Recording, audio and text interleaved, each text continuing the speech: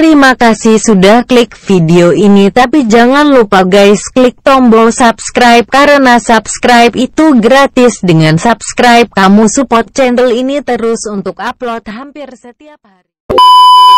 Bismillahirrahmanirrahim. Assalamualaikum warahmatullahi wabarakatuh.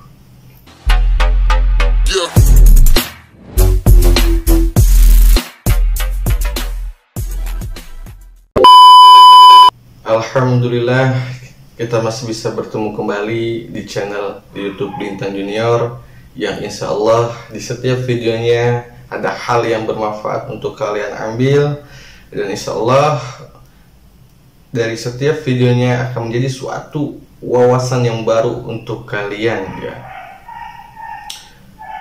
Untuk kalian dimanapun kalian berada, sedulurku semuanya setanah air, semoga kalian selalu diberi kesehatan, dibanyakkan rezekinya, dijauhi dari mara bahaya. Amin ya Allah ya Rabbal Alamin. Untuk kalian yang baru gabung, monggo silahkan di kepoin videonya ya, karena banyak video tentang kodam, pengobatan, pertarungan pun banyak sekali untuk kalian, untuk menambah wawasan kalian. Dan jangan lupa di subscribe, di like, dan di share, dan jangan sampai ketinggalan video nantinya saya buatkan. Caranya itu hanya diaktifkan tombol loncengnya ya. Jadi setelah kalian diaktifkan tombol loncengnya, nanti kalian akan mendapat informasi ya kalau saya upload video baru. Nah itu insya Allah kalian tidak akan ketinggalan gitu ya. Kali ini ada tiga tema yang akan saya bahas untuk menambah wawasan kalian dengan versi saya, yang insya Allah menjadi suatu wawasan yang baru untuk kalian. Yang pertama yang akan saya bahas tentang tanda-tanda kehadiran kodam ya. Yang pertama. Yang kedua, tanda-tanda di tubuh kalian terdapat benda pusaka. Yang ketiga, bagaimana kita mendapat gelar gaib. Nah ini insya Allah tiga ini akan saya bahas. Yang pertama akan saya bahas itu tanda-tanda kehadiran kodam, karena banyak sekali yang beranggapan bahwa ketika dia sedang wirid, sedang melakukan sesuatu kegiatan, nah itu mencium aroma-aroma, disangkanya itu kodam. Bisa saja itu hanya jin yang menyerupai kodam ya. Jadi saya akan memberikan suatu informasi, wawasan yang baru untuk kalian, agar kalian tidak salah ya, bisa membedakan antara kodam dengan jin yang ada sekitar yang menyerupai kodam ya. Jadi untuk kalian disimak ya baik-baik. Yuk kita mulai. Bismillahirrahmanirrahim. Tanda-tanda kehadiran kodam. Yang pertama, ketika kalian sedang wirid ya, wirid tengah malam atau wirid tertentu, amalan-amalan tertentu ya, itu kodam ini akan hadir ya. Kalau kalian peka, misalnya dalam arti kalian sudah terbuka mata batinnya, nah itu kalian akan melihat, dan kodam itu akan memberi salam kepada kalian ya. Kalau kalian awam, itu timbulnya dengan hawa ya, hawa seperti udara ya. Tapi udaranya itu bukan panas tapi dingin ya, tapi dingin. Beda lagi kalau panas. Nah kalau panas itu bukan kodam namanya, tapi jin yang ada di sekitar yang negatif. Nah yang kedua, nah jika kalian sedang di suatu tempat atau sedang bekerja, nah kehadiran kodam ini ya akan menimbulkan sesuatu bau ya, aroma, wangian, bisa kemenyan ya, itu, tapi baunya tidak menyengat ya, tidak menyengat, hanya beberapa detik saja ya baunya, hanya beberapa detik. Beda lagi kalau baunya itu sangat menyengat dan lama, nah itu dipastikan yang negatif ya, jin sekitar yang negatif. Karena pernah pengalaman saya dulu dan bekerja ini udah berapa tahun yang lalu lah ya, saya bekerja nggak lama saya mencium aroma kembang, kemenyan. Nah ini ada dua aroma nih, kembang dengan kemenyan ya. Saya perhatikan kayaknya ada yang hadir ya, tapi saya di situ terkecoh ada dua aroma ya, ada dua aroma. terkecoh. Dan pada akhirnya saya beranggapan wah bahwa ini Kodam hadir nih, karena saya merasa lelah kerjakan gitu, minta dibantu agar tenaga itu bisa cepat pulih gitu kan. Nah hadir emang hanya menimbulkan aroma sesaat, nah tapi dibarengi dengan aroma yang sangat menyengat dan itu lumayan lama, dan pada akhirnya di situ muncullah sosok yang negatif. Itu contoh pengalaman saya. Jadi saya memberikan informasi atau wawasan ke kalian itu berdasarkan pengalaman saya gitu loh ya.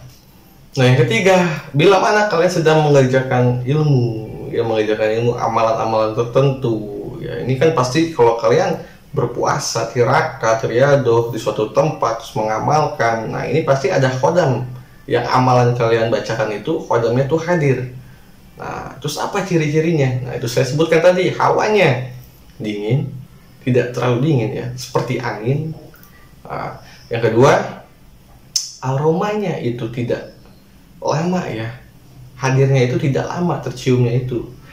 Yang ketiga, dia itu akan berada di depan ya, di depan kita ya, bukan di belakang, bukan di samping, tapi di depan. Tepatnya itu hampir semeter atau semeter setengah lah jarak antara kita dengan khodam tersebut. Kita itu bisa merasakan ya, bisa merasakan bahwa itu khodamnya itu hadir ya. Beda lagi dengan yang negatif ya. Kalau kita mengerjakan amalan tertentu tentunya banyak yang negatif, tapi yang inilah ciri khodamnya itu, amalan kalian itu yang dibacakan itu hadir. Bila mana kalian sedang mengerjakan amalan, nah itu kalian membakar sesuatu, nah itu asapnya itu akan lurus ya, akan lurus.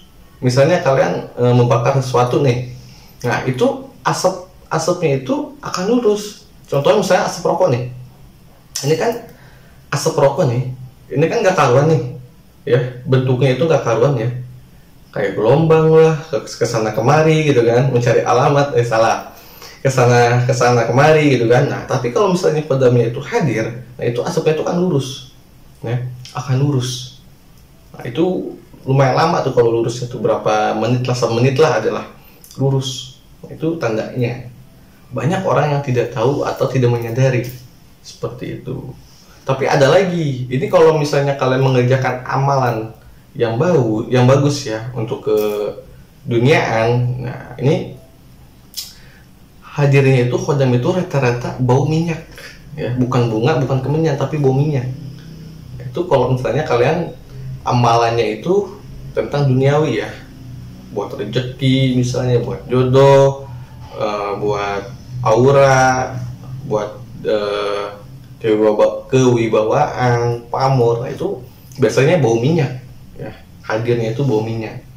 Nah jadi bisa kalian bedakan ya, jangan sampai kalian merasa khodam kalian hadir padahal kuntilanak yang hadir, padahal pocong yang hadir, padahal jin yang di sekitar rumah kalian yang hadir. Nah jangan sampai seperti itu, karena jin-jin yang negatif itu pintar ya, siasatnya itu pintar. Kadang dia itu seperti ini datangnya gini nih, khodam datang, khodam hadir, dia itu di belakangnya, dibarengi, jadi buat ngecoh gitu loh, buat ngecoh kita ya, sampai seperti itu. Dan khodam ini kalau kita lagi wirid itu tidak akan masuk ke tubuh kita ya, tidak akan masuk ke tubuh kita yang membuat kita itu seperti kerasukan, entah tangan gerak, entah ada yang jalan di suatu tempat tubuh kita gitu loh. Jadi kayak di tangan misalnya ada yang gerak-gerak jalan ke badan, ke kepala, ke kaki, nah itu tidak. Nah kalau misalnya kalian sedang wirid amalan, ada yang hal yang saya sebutkan tadi itu terasa di diri kalian, nah itu dipastikan jin yang negatif yang masuk di diri kalian, yang sudah berada di saluran darah kalian. Nah itu bisa gerak-gerak tuh kemana-mana. Nah seperti itu. Nah itu jadi ini suatu wawasan yang baru kalian ya, yang bisa kalian ambil, yang bisa kalian petik ya, insya Allah bermanfaat lah untuk kalian ya, yang untuk pencinta dunia mistis ya, untuk pencinta dunia mistis, dunia gaib. Kalau kalian tidak percaya gaib ya monggo mendingan jangan ditonton, karena nantinya akan ada berbeda pendapat ya. Tapi ada khodam ya, ini yang khodam harimau ya, khodam maung. Nah ini kalau hadir dia itu aromanya itu bau perengus, bahasanya itu perengus, bahasa Sundanya itu perengus, entah itu bahasa Indonesia itu perengus itu apa ya, kayak bau perengus gitulah. itu hadir tuh. Biasanya macam lodaya yang seperti itu hadirnya tuh. Nah, ini cukup sampai di sini aja ya, saya menjelaskan tentang yang pertama, tanda-tanda kehadiran Khodam ya. Sedikit banyaknya semoga ada hal yang bermanfaat untuk kalian, dan saya bisa menjelaskan hanya segini saja karena ini pun sudah cukup, sangat cukup, karena ini sangat sering kali dialami atau umum ya untuk kalian yang sedang belajar spiritual atau sedang mendalami ilmu kebatinan ya. Jadi jangan sampai kalian ini terkecoh, oke? Kalau belajar yang khusyuk, yang istiqomah, ya jangan sampai kalian itu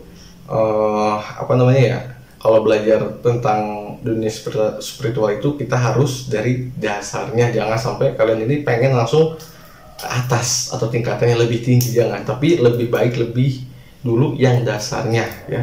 Jangan sampai terkecoh oleh hawa nafsu yang ingin buru-buru bisa ya. Nggak perlu bisa, cukup mengerti aja, itu udah cukup. Kalau kita udah mengerti dunia gaib seperti apa, kita mengerti menjalankannya seperti apa, insya Allah udah bisa. Tapi kalau kita sudah bisa, belum tentu kita mengerti ya dunia gaib seperti apa, dunia gaib bagaimana, bisa menjalankannya seperti apa. Mendingan saya sarankan lebih baik kita mengerti, oke? Nih lanjut di part 2 video selanjutnya ya, karena mungkin kepanjangan juga ya. Yang kedua itu saya akan menjelaskan ciri-ciri atau tanda-tanda di dalam tubuh kalian itu ada benda pusaka, mustikanya. Bagaimana kelanjutannya, saya mohon untuk kalian yang tidak ingin ketinggalan video selanjutnya, silahkan di subscribe, di like, dan ditekan tombol loncengnya ya, agar kalian dapat informasi notifikasi dari video saya kalau saya sudah upload ya. Saya pamit undur diri. Wassalamualaikum warahmatullahi wabarakatuh.